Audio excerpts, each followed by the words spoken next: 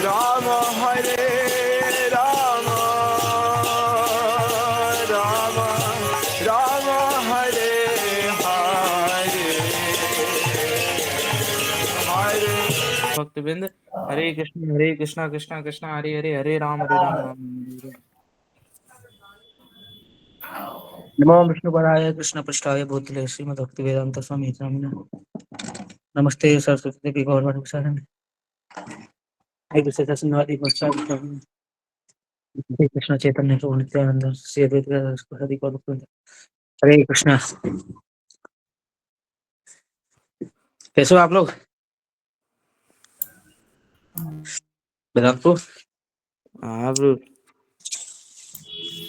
कृष्णा जी आए हम पे भगवत कब स्पॉन्सर करोगे आज वेदांतपुर? अरे संडे को आएंगे ब्रो, हम संडे का होगे। रवि प्रभु एक बार और स्पॉन्सर कर सकते हैं क्या? हाँ करो, वही पूरा करो, कोई दिक्कत नहीं। आप तो पैसा दो, मैं भगवत दूंगा आपको, क्या दिक्कत है? कितनी करूं? पैसा कहाँ से लाओगे? मैं तो खिला दूंगा लहसुन प्याज वाला एकदम मस्त। हाँ लहसुन प्याज वाला। अब नहीं जा रहे थे करता है। बोलो खाओ तो लहसुन प्याज वाला। अब स्टार्ट करते, क्लास स्टार्ट करते, ठीक है? चलो ठीक करो। क्या है ना कि आज मैं सुबह से बहुत बिजी हूँ। देखा है ना कि गीता डिस्ट्रीब्यूशन करके आया, उसके बाद इवनिंग प्रोग्राम किया, उसके बाद ना कि एक आरटीयू का एक बच्चा आ गया था, उसके साथ उसने मेरा 1 घंटा ले लिया और प्रसाद भी नहीं पाया। फिर प्रभु जी क्लास चल रहा है नीचे, भागवतम क्लास चल रहा है। फिर मैं प्रभु जी को बोला, प्रभु जी यार मेरा क्लास है इसलिए आता हूँ। तो बोला ठीक है जाओ आप, इसलिए आपका क्लास ले रहा हूँ। ठीक है प्रभु जी, चलो फटाफट रिवीजन करते हैं कि हमारा जो हमारा चैप्टर कौन था, 8 से 8वां चैप्टर था ना। चैप्टर का नाम क्या था? चैप्टर का नाम क्या था? वेदांतु वेदांतु। हाँ ब्रो, मैं आपका नाम ले रहा हूँ। हाँ हाँ ना बोलना है, ठीक है? तो हमने भगवत प्राप्ति में हमने देखा, उसको 6 भाग किया था हमने। तो 6 भाग में फर्स्ट पार्ट देख लिया था कि कृष्णा आंसर अर्जुन है, कि अर्जुन का क्वेश्चन था तो कृष्ण आंसर बताते कि ब्रह्म क्या है, ब्रह्म मतलब कि जीव, उसका मतलब आध्यात्म क्या है, मतलब आत्मा के नित्य स्वभाव, फिर कर्म क्या है, फिर भौतिक शरीर के द्वारा जो किया गया कार्य वो कर्म हुआ। फिर बताया कि आदिभूत क्या है, कि प्रकृति हमेशा चेंज होती रहती है, भौतिक प्रकृति। फिर आदिभूत क्या है, मतलब कि आदि देव, मतलब कि देवता कौन है, तो भगवान का विराट रूप, मतलब भगवान के विराट रूप में सारे देवता आ जाते हैं, सारे चंद्रलोक सूर्यलोक सब आ जाते हैं। फिर देखा था कि आगे का आदि यज्ञ कौन था, आदि यज्ञ मतलब कि भगवान परमात्मा के रूप में सबके अंदर हृदय में रहते हैं और सबको जानते हैं, इसीलिए विष्णु, जो भगवान विष्णु जो बताया कि जो यज्ञ का स्वामी है भगवान विष्णु। फिर प्रायण काल है, तो अंत काल में जो भगवान प्राण का मृत्यु के समय हम आपको कैसे जाने, भगवान के बारे में पूछ रहे थे, क्या मृत्यु टाइम में हम कैसे जाने भगवान को। तो बस हमारा वही टॉपिक चल रहा था कि रिमेम्बरिंग कृष्णा। तो हमने देखा था कि भगवान को कैसे याद करें हम। तो हमने श्लोक देखा था कि किस तरह भगवान बोलते हैं कि जो अंत काल में जो मेरा स्मरण करता है वो मेरे स्वभाव को प्राप्त होता है। तो मेरे स्वभाव कौन सा था? भगवान के पास 8 स्वभाव है, जो हम उनके साथ, मतलब भगवान के अंदर जो 8 स्वभाव है वो हमारे अंदर भी आती है। भगवान के अंदर 8 स्वभाव क्या क्या आती है? पहला आती है कि भगवान पाप रहित होते हैं, भगवान पाप नहीं करते, भगवान पाप रहित होते हैं। सेकेंड था भगवान को कोई एज नहीं होता है। तीसरा था भगवान को कभी डेथ डेथ नहीं होते हैं, भगवान कभी मरते नहीं। चौथा होती है कि भगवान किसी कभी किसी तरह के चलते किसी तरह से मोहित या क्या याद नहीं आ रहा है, मोहित नहीं होते भगवान। हाँ, भगवान को भूख प्यास नहीं लगती, भूख और प्यास अलग अलग हो गया, भगवान के अंदर भूख लगती है ना प्यास लगती है। फिर भगवान क्या, भगवान के अंदर जो होती है ब्लिसफुल, अंदर जो हम भगवान हमेशा अपने में एंजॉयमेंट करते रहते हैं, आनंद में रहते हुए। फिर हमने आगे देखा था कि भगवान की जो भी इच्छा होती है वो फुलफिल हो जाती है। तो अगर अगर हम भगवान के स्वभाव, अगर हमारे अंदर भी 8 स्वभाव आ सकता है भगवान जैसा ही। तो मैंने देखा था फिर भगवान बोले कि जो मन मतलब जो यम यम वाप्य स्मरण भाव त्यजन्ते कलेवरम, कि शरीर त्यागते टाइम जिस जिस भाव भाव आपके मन में आएगा तो निश्चित रूप से आप उसी आप वही शरीर प्राप्त करोगे। तो हमने देखा था, फिर हमने आगे श्लोक भी देखा था कि भगवान बोले थे कि तुम हमेशा ना मुझे स्मरण करते हुए युद्ध करो तुम। हम बोले थे ना कि सेवन सेवन तस्मात् सर्वेषु कालेषु माम अनुस्मरण युद्ध च, कि अर्जुन कि तुम मुझे याद करते हुए तुम युद्ध करो।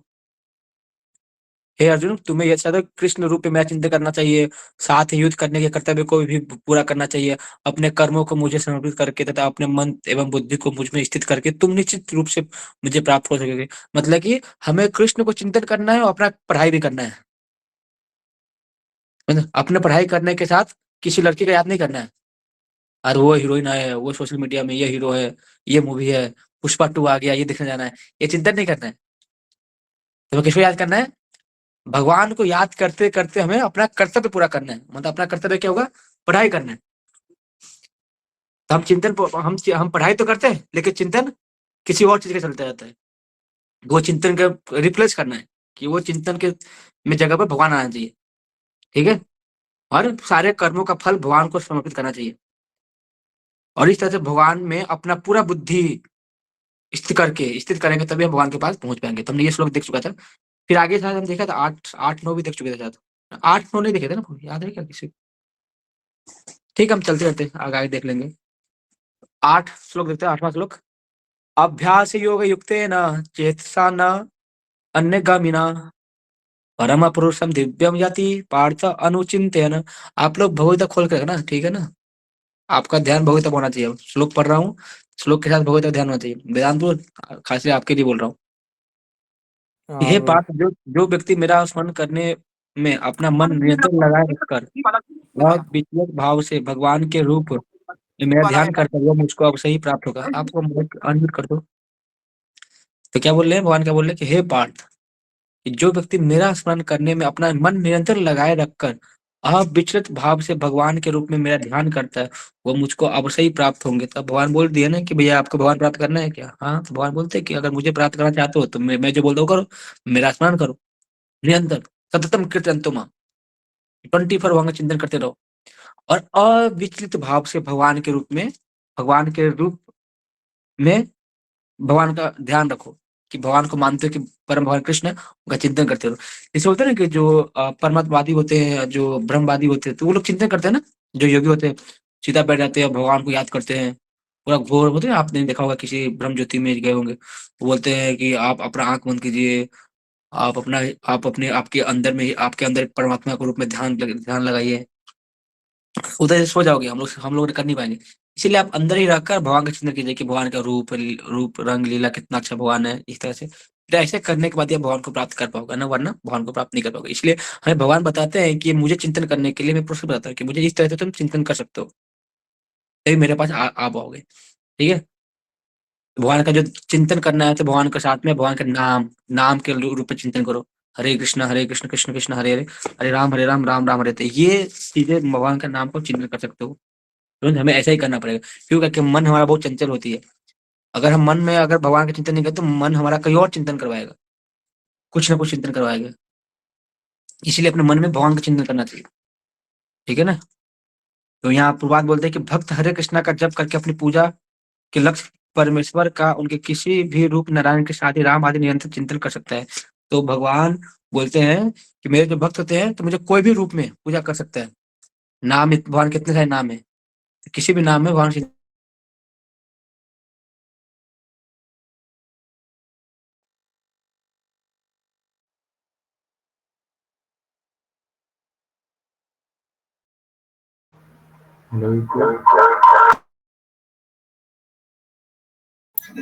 रवि ब्रो क्या हुआ? सूरदास जी भगवान हमेशा भगवान के नाम को चिंतन करते रहे। तुलसीदास जी हमेशा कृष्ण का नाम याद किए। हमारे जितने भी षट गोस्वामी हुए, सनातन गोस्वामी हमेशा मदन मोहन जी का चिंतन करते रहे। रूप गोस्वामी गोविंद देव का चिंतन करते रहे। गोपाल भट्ट गोस्वामी राधा रमन जी का चिंतन करते रहे। तो आप किसी न किसी भगवान के जितने भी नाम, किसी एक नाम को पकड़ चिंतन करो। अपना पतित पावन तो भगवान एक ही है, गौ निताई। करते रहो, नित्यानंद प्रभु महाप्रभु का चिंतन करते रहिए आप। करते रहिए। एक बार कहना कि सूरदास जी और तुलसीदास जी। हाँ, तो सूरदास जी, तुलसीदास जी। तुलसीदास जी कौन हुए? राम जी के भक्त हुए। और सूरदास जी कृष्ण भक्त हुए। तो क्या हुआ ना कि तुलसीदास जी सोचे कि मैं जाता हूँ सूरदास जी के पास, एक बार मिल के आता हूँ, कि भक्त भक्त मिलेंगे तो अलग ही आनंद की प्राप्ति होगी, अलग ही हम अलग आनंद के परम आनंद की प्राप्ति होगा हमारे। भक्तों के संग में रहने के बाद अलग ही आनंद आती है। तो क्या हुआ ना कि गए तुलसीदास जी कहाँ पर, सूरदास जी यहाँ पर। तो दोनों अच्छे से मिले, अच्छे से मतलब एक दूसरे का साथ सत्कार किए, कृष्ण कथा राम कथा सुन रहे थे बढ़िया से। फिर घूमते रूम में बैठे बैठे बोले प्रभु जी हम आगे बैठ खड़े खड़े मतलब इसलिए घूमते घूमते कृष्ण कथा करेंगे, चलिए आप। तो दोनों डिवोटी भगवान के दोनों शुद्ध भक्त कीर्तन करते, भगवान की कथा गुण लीला का मतलब कि विवरण करते हुए, संक्षिप्त में विवरण करते हुए उनके बारे में चर्चा करते करते चल रहे थे। अचानक साहब आगे से एक पागल हाथी दौड़ते दौड़ते आ रहा था, और सारे लोग भाग रहे थे, इधर उधर भाग रहे थे। आपको पता नहीं सूरदास जी और तुलसीदास जी, सूरदास जी का आंख नहीं है, सूरदास जी का आंख नहीं थे, तो दोनों साथ में जा रहे थे। अचानक हाथी आया तो सब भाग रहे थे, और सूरदास जी पास में देखे कि कोई पेड़ है, तो पेड़ को पकड़ कर ऊपर चढ़ गए, और तुलसीदास जी साइड में आ गए। फिर बाद में हाथी चले गए, फिर दोनों उतरे, फिर दोनों एक दूसरे के साथ वापस अपनी कुटिया में गए। लेकिन तुलसीदास जी को थोड़ा शक हो गया। फिर उसने सूरदास जी से पूछ लिए कि प्रभु मुझे समझ में नहीं आया है कि आप इतने भगवान के उन्नत भक्त हैं, तो इस परिस्थिति में आपने भगवान को याद क्यों नहीं किया? मतलब भगवान को आपने पुकारा कि भगवान मुझे रक्षा करो, और आप खुद क्यों भाग गए, आप पेड़ पे चढ़ गए? तो सूरदास जी क्या बोलते हैं कि देखिए प्रभु जी, तुलसीदास जी प्रभु जी, कि आप तो भगवान श्री रामचंद्र के भक्त हैं। आपके जो भगवान है वो हमेशा तीर धनुष लेके खड़े रहते हैं, कई हुआ मैं तीर धनुष लेके युद्ध करेंगे। लेकिन जो हमारे भगवान है, जो हमारे बाल गोपाल, जो हमारे जो कृष्ण है, जो हमारे जो त्रिभंग श्याम सुंदर जो कृष्ण है, वो क्या करते हैं ना, वो गाय चराते हैं और माखन मिश्री खाते रहते हैं। तो मैं नहीं चाहता हूँ कि उनको डिस्टर्ब करूँ। तो मैं अपने आत्म बल पर मैं खुद से रक्षा किया। तो भक्तों का भाव देखिए, इस तरह से उनका भाव था कि मेरा कृष्ण क्या, मेरा कृष्ण भैया माखन मिश्री खाने में व्यस्त है, क्या है उनका पुकारू। तो इस तरह से भक्तों के बीच में अलग ही रस का आस्वादन चल रहा था। एक बार क्या हुआ ना कि आह, हमेशा सूरदास जी हमेशा भगवान के मन में, सूरदास जी अंधे थे। आप लोग तो आंख है तो फिर भी भगवान की चिंता नहीं कर पाते, भगवान को देख नहीं पाते, लेकिन सूरदास जी क्या थे, आंख नहीं थे उनके पास, और हमेशा भगवान को मन में ही चिंतन करते थे, और हमेशा देखते थे, और जाते थे मंदिर में दर्शन करने के लिए। तो कुछ लोग बोलते हैं कि बाबा आपके तो आंख ही नहीं है, तो आप क्यों आते दर्शन करने के लिए? जानते हो सूरदास जी क्या बोले?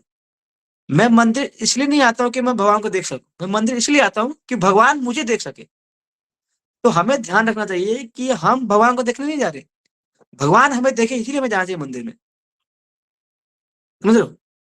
तो सूरदास जी जैसे बोलते, तो वहां के पुजारी लोग समझ गए कि यार इनके आंख तो होते नहीं है, ये पता नहीं देखते क्या है, क्या देखते हैं। तो सूरदास जी बोले कि ठीक है, तुम जो भी कपड़ा पहनाते हो ना मुझे पता होता है। तो बोले पुजारी कि ठीक है, आज भगवान कौन सा कपड़ा पहने? तो सूरदास जी बोले कि हाँ भगवान आज ये येलो ड्रेस पहने हैं, ऐसे ऐसे कान कुंडल, मोर पंख लगाए हैं, यहाँ पे ये फूल लगा हुआ है, इनके बक्स ऐसा पर ये है, ये है, ये चिन्ह है। तो पुजारी बोले यार सूरदास जी अंत देख कैसे पाते हैं? उनको शक हो गया। तो बोले ठीक है, नेक्स्ट दिन देखते हैं। तो पुजारी ने क्या किया, भगवान को नेक्स्ट दिन कपड़ा पहना ही नहीं, कि अब देखते हैं सूरदास जी क्या बताएंगे। तो नेक्स्ट टाइम सूरदास जी आए, और पुजारी को पता था कि आप तो भगवान को कुछ कपड़ा नहीं पहनाओ, तो भगवान का क्या है। तो सूरदास जी मंदिर में आए, देखे और हंसने लगे, खूब हंसने लगे, खूब हंस रहे थे। तो पुजारी बोले कि क्या हुआ? तो वहां से बोले कि अरे भगवान, भगवान जी क्या हुआ, आप तो पूरा नंगे भंगे हो, तो आप तो कुछ पहने नहीं। तब उस टाइम पुजारी समझ गया, नहीं, भगवान को देखने के लिए आपको आंख नहीं चाहिए, भगवान को देखने के लिए अंदर का जो होना आंख होना चाहिए, अंदर मतलब मन भाव प्रेम के द्वारा जब भगवान को देख सकते हैं। हमें भगवान को देखने के लिए बाहरी आंख नहीं चाहिए, हम भगवान को परमात्मा हमारे भगवान दिखा भी सकते, जो नहीं का आंख होना, ये भौतिक दृष्टि से क्या देख पाओगे? भगवान को देखने के लिए आध्यात्मिक दृष्टि चाहिए, तो भगवान देते हैं आंख, जिस तरह अर्जुन को प्रोवाइड किया था विश्व रूप दिखाने के लिए। तो भगवान के भक्त मन में ही भगवान का चिंतन करते रहते हैं, पूरी तरह से चिंतन कर रहे हैं कि भगवान कितने अच्छे हैं, भगवान त्रिभंग लाल सुंदर, त्रिभंग श्याम सुंदर है, भगवान गाय चरा रहे हैं, भगवान के साथ भगवान गोपियों के साथ क्या मतलब कि परेशान, गोपियों को परेशान कर रहे हैं, भगवान माखन चोरी कर रहे हैं, इस तरह से पूरा चिंतन कर रहे हैं। तो ऐसे चिंतन करना चाहिए। और एक और स्टोरी आती है कि एक ब्राह्मण है जो उनके पास भोग लगाने के लिए भगवान के पास कुछ है ही नहीं, तो चिंतन के द्वारा भगवान को भोग लगाते हैं। सुनोगे स्टोरी कि एक ब्राह्मण हुए, बहुत अच्छे भक्त हुए, ये रूप गोस्वामी जी का भी आता है पाठ। मैं 2 जगह पढ़ा था कि एक ब्राह्मण का स्टोरी, एक रूप गोस्वामी जी का स्टोरी आती है कि रूप गोस्वामी के रघुनाथ, रूप गोस्वामी की चिंतन आती है। चलो इसे ब्राह्मण बोलते हैं कि एक ब्राह्मण हुए जो भगवान को खिलाना चाहते, लेकिन वो तो ब्राह्मण, उनका कुछ भी नहीं है। तो उन्होंने क्या किया, चिंतन के थ्रू उन्हें चिंतन किया, मन में आंख बंद किया, वो चिंतन कर रहे हैं कि मैं गया गौशाला में, गौशाला में दूध लेके आया, मन में लेके आ रहे हैं सब कुछ, चिंता देखो, दूध लेके आए, दूध के लेके आ गए, फिर उसको हम चूल्हा पर गर्म किए, पहले भगोना डाले, भगोना में दूध डाले, फिर लाइटर जलाया, फिर आग जला, फिर दूध गर्म हो गया, फिर दूध गर्म हो गया तो भगवान फिर उसमें खीर चावल डाले, फिर चीनी डाले, फिर इस तरह से पूरा खीर बना दी, खीर। फिर खीर बना के भगवान को भोग ला मन में कर रहे हैं कि भगवान को भोग लाने जा रहे हैं, लेकिन फिर सोच रहे हैं अरे अभी खीर बनाया हूँ तो बहुत गर्म होगा, मैं टेस्ट करता हूँ कि हाथ में, तो हाथ से टेस्ट करता हूँ, टच करता हूँ कि गर्म तो नहीं है। तो जैसे ही मन में ही, जब मन में ही ना अपने हाथ को ऐसे टच करते हैं खीर में, हाथ जल जाता है, हाथ जल जाता है, दिखता है कि हाथ में फोड़ा हो गया। तो चिंतन के द्वारा ये भगवान आपको सब कुछ स्वीकार कर पाते हैं। देख रहे हो भगवान, तो भगवान को इस तरह से प्राप्त कर सकते हो, भावग्राही भगवान है। आपका अंदर इंटेंशन कौन सा है, भगवान से किस, आपका भगवान से किस तरह से प्रेम का आदान प्रदान होता है। इसी तरह कृष्ण बोल रहे हैं कि मुझे प्राप्त करना चाहते हो तो मेरा स्मरण करो, मेरा स्मरण करके युद्ध करो, मेरे स्मरण करो, मेरे भक्ति करो, मेरा चिंतन करो, तभी आप मेरे पास आ पाओगे, वरना नहीं आ पाओगे। वरना आप जैसे जैसे भाव किसी किसी और चीज को चिंतन करोगे, शरीर त्यागते टाइम, तो वही जाओगे आप। मैंने कृष्ण सुना था कि, भरत महाराज का, कि भरत महाराज भी लास्ट टाइम में हिरण का स्मरण किया, लेकिन नेक्स्ट टाइम में हिरण हिरण का शरीर मिला। तो हमें भगवान का चिंतन, भगवान के रूप नाम के द्वारा हमें चिंतन करना चाहिए। ठीक है, तो अगला श्लोक पढ़ते हैं, 9।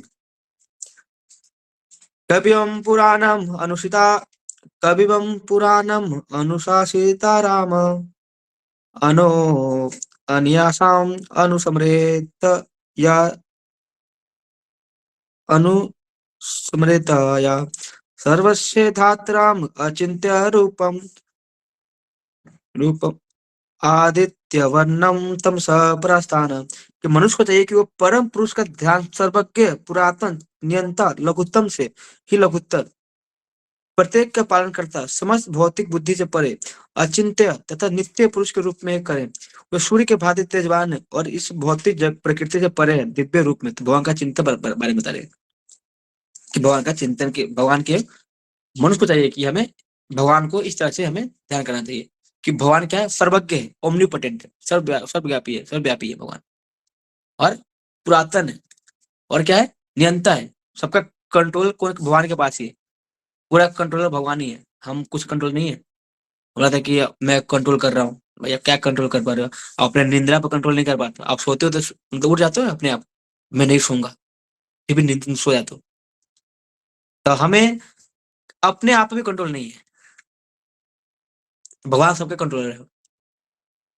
ठीक है, लघुतम से भी लघुतर, कि भगवान छोटे से भी बड़े, मतलब भगवान हमें लगता है कि उच्च, मतलब होता है ना, नीचे से ऊपर पूरा, मतलब छोटे से बड़ा। तो भगवान देखने के लिए तो नीच भी है, चींटी से लेकर, बोलते हैं, चींटी से ब्रह्मा जी तक भी भगवान उनके कंट्रोल, भगवान भगवान के कंट्रोल में है, अब प्रत्येक का पालन करता है, और समस्त बहुत भौतिक बुद्धि से परे है। भौतिक मतलब जो भौतिक बुद्धि है, जो हम अपने भौतिक बुद्धि से सोचते हैं भगवान ऐसे हो सकते हैं, भगवान मनुष्य रूप में आएंगे, भगवान का शरीर भी भौतिकवादी होगा, नहीं। हम भौतिक बुद्धि से, मतलब हमारे अंदर भौतिक भौतिक बुद्धि है ना, भौतिक इंटेलिजेंस हमारे अंदर, हम उसे भगवान को नहीं समझ सकते। तो अचिंत्य, भगवान अचिंत्य है, या नित्य पुरुष के रूप में में है, वो सूर्य के बाद तेजवान है। भगवान के ये स्वभाव बता रहे हैं, भगवान इस तरह से। अब भगवान क्या है, प्रकृति से परे है, तीनों गुण से परे है, इस तरह से। ठीक है, तो इसका परपट मैं बताता हूँ आपको कि गोपाल जी से बोलते हैं कि इस श्लोक में परमेश्वर के चिंतन की विधि का वर्णन हुआ है। सबसे प्रमुख बात यह है कि वो निराकार या शून्य नहीं है। तो भगवान क्या है ना, भगवान का स्वरूप है। ऐसा नहीं कि भगवान निराकार और निराकार ध्यान रखो, भगवान शून्य है, ऐसा नहीं है। कि बोलते हैं ना कि आप एक बिंदु पर ध्यान लगाइए, मतलब एक एक अपना आंख बंद, आप आंख बंद करके ध्यान लगाइए, शून्य पर ध्यान रखिए, अपने कलम के होता है टिप पर उसको ध्यान लगाइए। ऐसा नहीं, भगवान साकार रूप में, भगवान का हमारे विग्रह रूप में प्रेजेंट रहते हैं। हमें विग्रह साफ सुंदर रूप में उनको ध्यान लगाइए, वो देखिए, समझ रहे। कोई निराकार या शून्य का चिंतन कैसे कर सकता है, वो अत्यंत कठिन है, किंतु कृष्ण के चिंतन की विधि अत्यंत सुगम है। हाँ, नहीं कर सकते हो आप निराकार निराकार भगवान निराकार का चिंतन कैसे करोगे आप। लेकिन भगवान साक्षात प्रेजेंट है, उनके आप चिंतन करो, भगवान साक्षात सामने दिख रहे हैं। अब भगवान पुरुष है, हरे कृष्ण हरे रामा कीर्तन के रूप आप देख सकते हो भगवान किस तरह हमें दिखते हैं। भगवान राम के रूप में आते हैं, कृष्ण के रूप में आते हैं, एक वो साक्षात दिखते हैं भगवान। भगवान हमेशा भूत में वर्तमान भविष्य में भी रहते हैं और सबका ज्ञाता है भगवान, पूरा ब्रह्मांड का नियंता है। ऐसा नहीं कि हम तो हमें हमें लगता है कि हम कोई घर का मालिक हो जाते हैं तो हमें लगता है कि पूरा घर को पालन पालन पोषने वाला मैं हूँ, लेकिन नहीं, भगवान पूरा ब्रह्मांड का मालिक है, सबको पालन करते हैं, चाहे वो छोटा हो चाहे बड़ा हो। भगवान लघुतम से लघुतर, छोटे से बड़े जीव को भगवान पालन करते हैं। हमारा कुछ भाग बताया कि जीवात्मा का जो साइज होती है, एक बाल के अग्रभाग के 10,000 अंश के बराबर होती है। हमारा तो कुछ है ही नहीं। तो भगवान को समझना हमारे हमारे जो भौतिक दृष्टि से परे है। यहाँ पर बताया गया है कि ईश्वर की शक्ति हमारी कल्पना से, विचार शक्ति से परे है, इसीलिए अचिंत्य कहलाती है। अचिंत्य मतलब कि हम अपने भौतिक इंद्रियों से नहीं देख सकते। आपने वो स्टोरी सुना होगा कि मेढक में कुएं का मेढक, स्टोरी सुने हो कि कुएं में एक मेढक है और एक समुद्र का मेढक कुएं के अंदर घुस घुस गया। तो जो कुएं के मेढक बोलता है, और भाई कहाँ से आए हो, तो बोला कि मैं सागर से आया हूँ। तो कुएं के मेढक बोलेगा, सागर कितना बड़ा होगा। तो सागर के मेढक बोलेगा, हाँ ये कुएं से बड़ा होगा, बहुत बड़ा है। तो कुआं के मेढक बोल रहा है, मतलब इस कुआं से 5 गुना, तो नहीं 10 गुना, नहीं 20 गुना। तो वो अपने बुद्धि से, जो कुएं के मेढक है, वो अपने बुद्धि से समझ नहीं सकता है कि सागर कितना बड़ा होता है। इसीलिए हम भी भगवान को और भौतिक सृष्टि को, भौतिक दृष्टि को, भगवान ब्रह्मांड को नहीं समझ सकते, क्योंकि वो अचिंत्य है। हम तभी समझ सकते हैं जब भगवान के हम अच्छे भक्त बनेंगे। भगवान जब खुद बताएंगे तभी समझ पाएंगे, वरना हम नहीं समझ पाएंगे। आर्यन आया था, चला गया क्या आर्यन? हाँ वो था ना, वो बोल रहा था कि मुझे मिल रहा हूँ। तो अचिंतक अर्थ ये होती है। अचिंतक का एक और अर्थ है, ये भौतिक जगत से परे है, जिससे हमारा तर्क, नीति शास्त्र, दार्शनिक चिंतन छू नहीं पाता, और जो अकल्पनीय है, जिसको हम महसूस नहीं कर सकते, अकल्पनीय है, जिसको हम काउंट नहीं कर सकते, भगवान के बारे में बता नहीं सकते, ऐसे भगवान। ठीक है। बुद्धिमान मनुष्य को चाहिए कि वो व्यर्थ के तर्कों तथा चिंतन से दूर रहकर वेदों, भगवत गीता तथा भगवत शास्त्रों में जो कुछ कहा गया है उसे स्वीकार कर ले, उनके द्वारा सुनिश्चित किए गए नियमों का पालन करे, ऐसा ज्ञान प्राप्त हो सकेगा, जिससे ज्ञान प्राप्त हो जाएगा। तो हमें एज इट इज, हमें अपना मेंटल एक्सपेक्टेशन से नहीं करना चाहिए, अरे भगवान ऐसे हो सकते हैं, ये हो सकते हैं, क्या है पता नहीं, रिसर्च किए जा रहे हैं। मान लीजिए एक पागल व्यक्ति आ गया, वो बोला कि नहीं, मैं रिसर्च करूंगा कि क्या, कि मैं देखता हूँ कि जो पेड़ है, तो पेड़ को मैं पानी डालूंगा कि कैसे बड़ा बड़ा बड़ा होगा। तो रोज पेड़ में पानी डाल रहा हूँ, ऊपर पत्ते पर। लेकिन एक व्यक्ति आता है, भैया कि पेड़ में पत्ते पर पानी मत डालो, ज्यादा पानी डालो। पर नहीं, मैं पत्ते पर डालूंगा। तो भाई पागल व्यक्ति है ना, तो डालो बस जड़ में, तो कुछ। तो हमें भी भगवान को ऐसे नहीं कि भैया हम भगवान को सर्च कर रहे हैं, साइंटिस्ट लैब में अलग अलग प्रयोग कर रहे हैं। अरे भैया ऑलरेडी शास्त्र में बताया गया कि भगवान होते हैं, उनका वो चीज फॉलो करो, जिससे भगवान को समझ सकते हो। ऐसा नहीं, इसलिए बताते जिस तरह कि एक बच्चा हुआ, ठीक है, एक बच्चा अपने बाप को ढूंढेगा, डीएनए टेस्ट करेगा कि मेरा बाप कौन है, पूरी दुनिया में अपना डीएनए टेस्ट कराऊंगा। क्या मतलब फर्जी बात है भैया, अपनी मम्मी से पूछ ले। मैं बोला हाँ बेटा तेरा ये बाप है, बस हो गया। तो हमारे भी शास्त्र, हमारे जो जो जो श्रुति स्मृति, जो वेद शास्त्री, हमारे माँ के समान है। बस माँ है, माँ बताते हैं कि भैया भगवान पिता भगवान कृष्ण है, बस स्वीकार करो। के समान अपने पापा को ढूंढोगे, डीएनए टेस्ट, फर्जी बात है। इसी तरह के जो होते हैं, जो बहुत सारे ऐसे लोग होते हैं, तर्कवादी लोग होते हैं, मायावादी, कायावादी, उग्रवादी से लोग होते हैं, पता नहीं क्या करते रहते हैं। भगवान शून्य है, भगवान परमात्मा के रूप में दिखते हैं, भगवान काल है, भगवान ये है वो। अरे परम भगवान कृष्ण है भैया, क्या एकल ईश्वर कृष्ण आर्य सर्वभृत है कि भगवान ईश्वर एक ही है, वो है कृष्ण, बस स्वीकार करो। फालतू की चीजों क्या फंसे बोलो। आप भगवत गीता पढ़ते नहीं हो, शास्त्र पढ़ते नहीं हो, हाँ, तो कैसे भगवान को समझ पाओगे? देख रहे हो? ठीक है, तो और पढ़ना है। वेदांत प्रूफ ये जिंदा है कि नहीं वेदांत प्रूफ? और कार्तिक प्रूफ?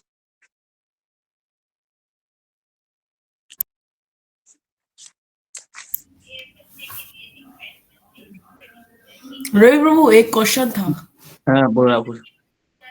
तो जी हमारे घर पे क्या किसी की डेथ हो गई तो मैं भगवान